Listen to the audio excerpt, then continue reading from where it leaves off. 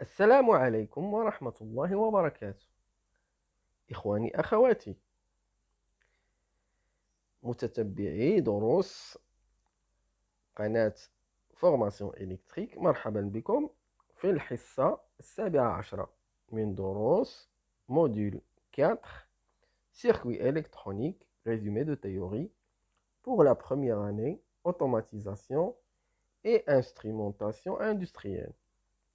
Toujours dans le chapitre numéro 6, l'amplificateur opérationnel. Brochage d'un circuit intégré. Dans la figure 6.3, on voit le brochage du 741, l'amplificateur opérationnel. On la branche 1, ajustement du décalage. On la branche 2, entrée inverseuse. La branche 3, entrée non inverseuse. Entrée non inverseuse. Dans la branche 4, UCC-. Dans la branche 5, ajustement de décalage. U sortie dans la branche 6, UCC+, dans la branche 7, et la branche 8 est non branchée. C'est la vue de dessus du 741. À l'intérieur du 741 se trouve une puce de silicium contenant des transistors, des résistances et un condensateur. Son brochage vous est montré à la figure 6.3.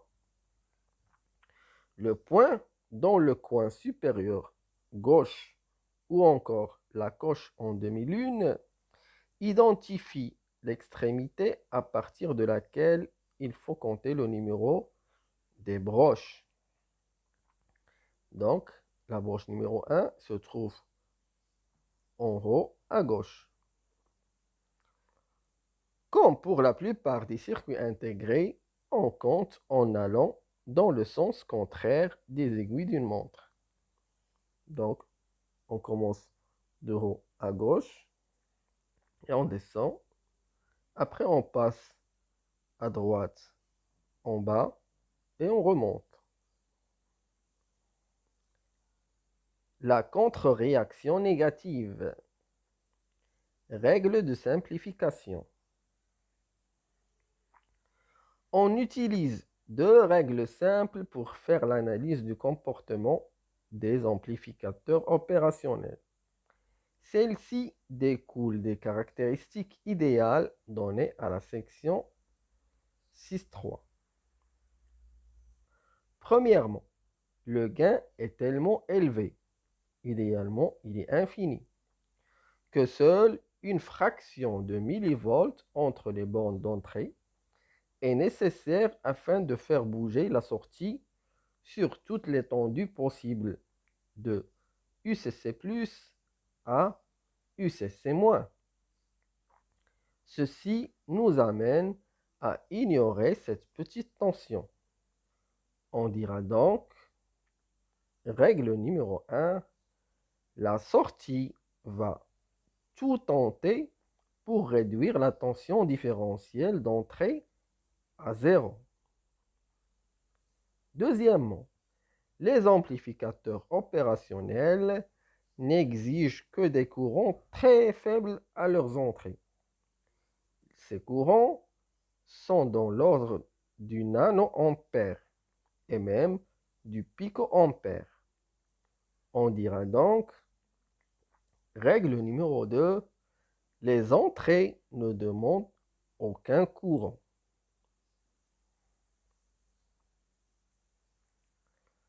Principe de la contre-réaction négative. La contre-réaction négative, telle qu'illustrée à la figure 4, est la comparaison continuelle de U entrée avec U sortie. C'est-à-dire que, via un diviseur de tension, on ramène à l'entrée inverseuse une portion du signal électrique présent à la sortie de l'amplificateur opérationnel U sortie pour la comparer avec la tension d'entrée U entrée présente sur l'entrée non inverseuse. Amplificateur de base non inverseur. Nous avons la tension d'entrée. Elle est connectée à la broche non inverseuse. Et puis, la tension de sortie est reliée à la tension, à la borne inverseuse via une résistance RF. Et aussi, elle est reliée à la masse via une résistance Rin. C'est un diviseur de tension. Montage non inverseur. Un montage non inverseur pourvoit une tension de sortie en phase avec la tension d'entrée. La figure 6.4 illustre cette idée.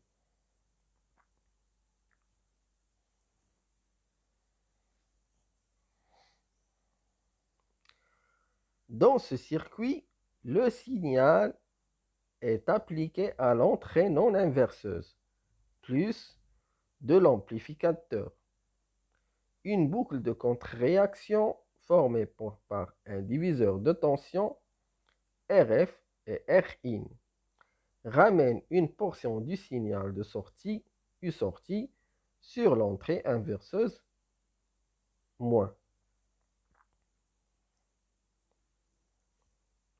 Nous voyons dans la figure 6.5, la tension d'entrée est égale à 1 volt, la tension de sortie est égale à 2 volts, le diviseur de tension RF et RIN, leur valeur est égale à 1 kΩ. Aussi, un courant qui passe à travers les deux résistances égale à 1 mA. Le gain est égal à U sortie divisé par U entrée, qui est égal à 2 volts sur 1 volt. Donc le gain est égal à 2. La figure 6.5 illustre comment on calcule le gain d'un amplificateur en boucle fermée. Le gain en tension AV est le rapport entre U sortie et U entrée. Le gain est égal à U sortie divisé par U entrée. Dans l'exemple à la figure 6.5, U entrée est égal à 1 volt. On dit que I différentiel est égal à 0 volt. Règle 1. La tension aux bornes de Rin vaut donc 1 volt et son courant est égal à 1 mA. Le courant provient de la sortie de l'amplificateur opérationnel. Il fait chuter une tension de 1 volt à RF qui vaut 1 kΩ. La sortie de l'amplificateur a donc dû s'ajuster à 2 volts.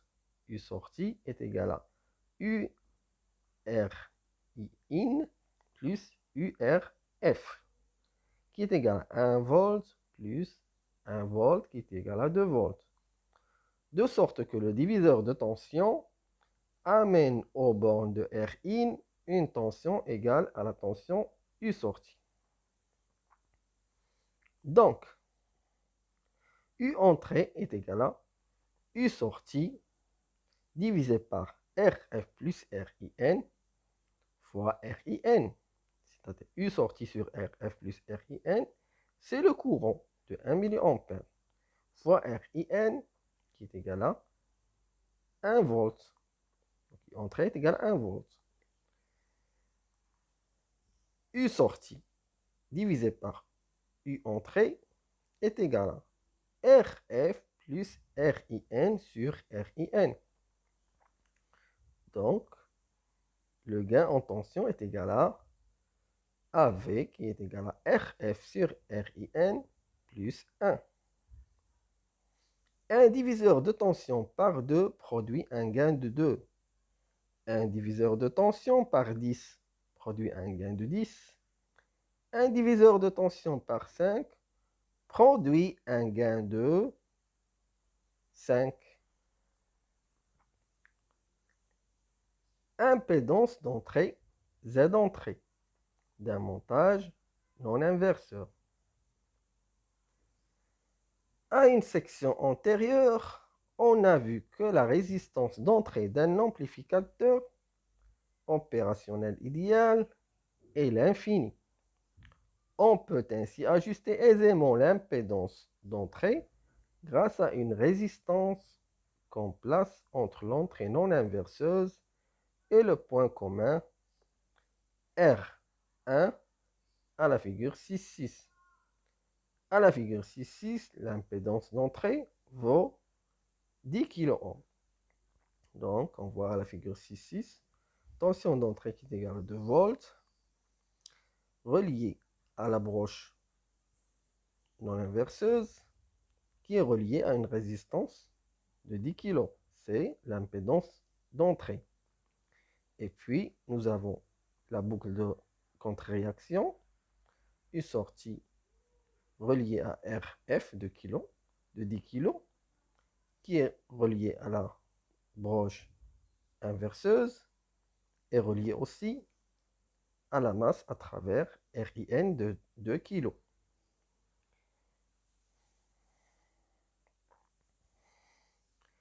Exemple 1. Question. Trouvez le gain de la figure 6.6. Trouvez la tension de sortie. La tension de la résistance RIN, la tension de la résistance RF, et trouver la tension de RIN à l'aide du diviseur de tension. La solution.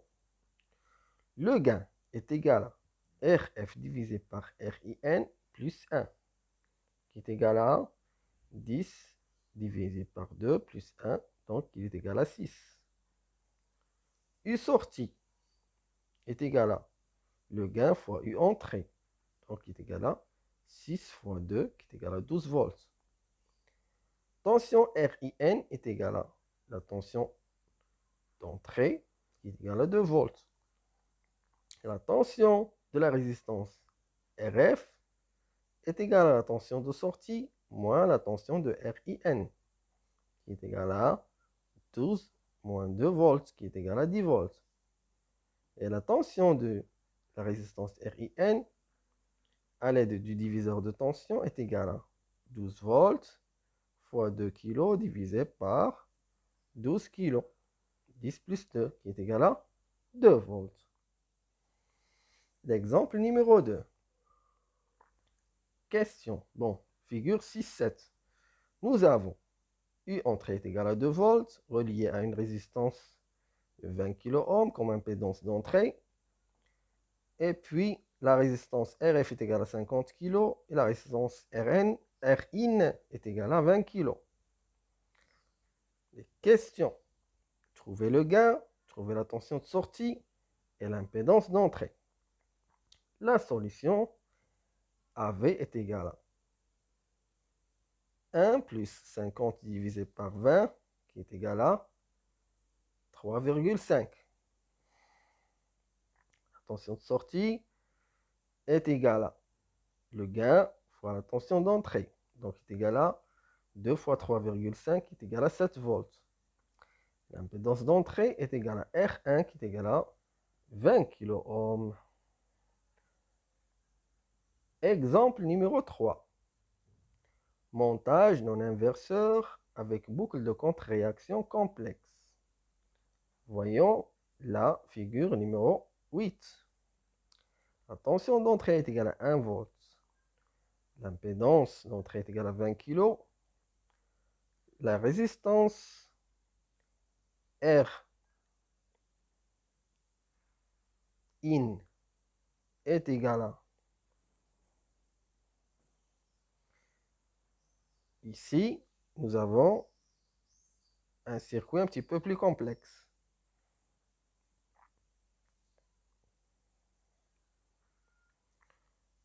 Nous allons voir les questions. Question A.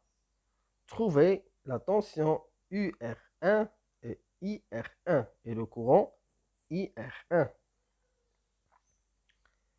Deuxième question. Trouver la tension UR2. Troisième question. Trouver la tension UR3 et IR3. Quatrième question. Pardon. Trouver IR4 et UR4. Cinquième question. Trouver U sortie. Sixième question. Trouver le gain. Et septième question. Trouver l'impédance d'entrée. Alors, voyons voir la solution. Il faut dans le cas de la figure 6-8 utiliser simplement les règles de Kirchhoff en courant et en tension.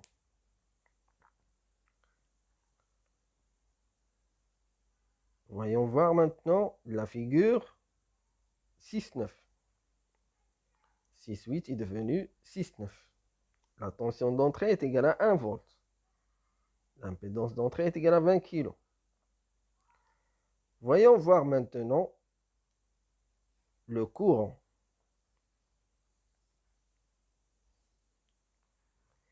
La tension UR1 est égale à U entrée qui est égale à 1 volt. Et le courant IR1 est égal à le courant de IR2, bien sûr, parce que la branche I2, le courant qui rentre, il ne rentre pas, il ne sort pas de la branche I2. C'est le même courant. Est égal à, combien est égal à 1 volt divisé par 10 kg, donc est égal à 100 microampères. Jusqu'à maintenant, c'est très bien. Après, on doit retrouver UR2. UR2, c'est le courant, bien sûr, fois 10 kg, qui est égal à 100 microampères fois 10 kg, qui est égal à 1 volt aussi. Après, la tension UR3. La tension UR3 est égale à quoi? Est égale à la tension UR1 plus la tension UR2, qui est égale à 1 volt plus 1 volt, donc est égal à 2 volts. Bien. Après, trouver le courant IR3. IR3, c'est quoi? C'est 2 volts divisé par 10 kg, qui est égal à 200 microampères. Après, nous allons retrouver I4. I4, c'est la somme de I1, IR1 plus IR3. Donc, qui est égal à 100 plus 200 microampères, qui est égal à 300 microampères.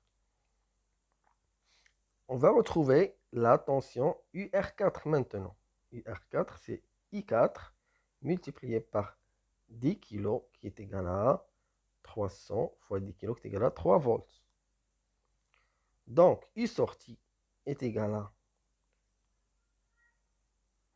UR3 plus UR4, qui est égal à 2 volts plus 3 volts, donc qui est égal à 5 volts.